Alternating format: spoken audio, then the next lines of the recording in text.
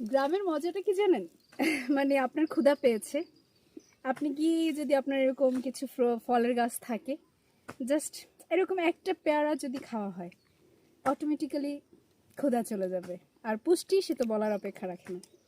তো এটাই হচ্ছে গ্রামের মজা। হ্যাঁ, তো আমি অলরেডি খেয়ে ফেলেছি কয়েকটা, হঠাৎ করে পাওয়া তো তাই। ওইদিকে ওই যে পেঁপে গাছে এইভাবে পেকে আছে, এখন পেঁপেটাও পারবো। ইয়া ব্রাদার, টেক দিস ওয়ান। এই এখন একটা পেঁপে পারবো, এটাকে কেটে কুটে খেলে হেলদি, একদম পিওর, মানে অর্গানিক, কোনো ভেজাল নেই, সার নেই, কিছু নেই, কোনো কিছু নেই। তো এই যে এই পেঁপে, পেয়ারা, আরও নানান রকমের ফল, এই হচ্ছে গ্রামের শান্তি। অথচ জানি না মানুষ কেন গ্রামে থাকতে চায় না।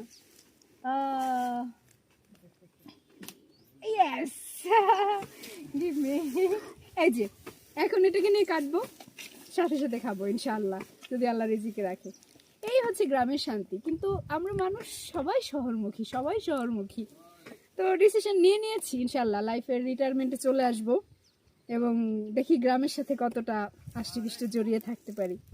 এই চেষ্টাটায় আছি, আলহামদুলিল্লাহ। এই তো আল্লাহর প্রদত্ত হচ্ছে রিজিক আমাদের জন্য, আর অবশ্যই সবসময় আমরা শুকরিয়া আদায় করব, আলহামদুলিল্লাহ।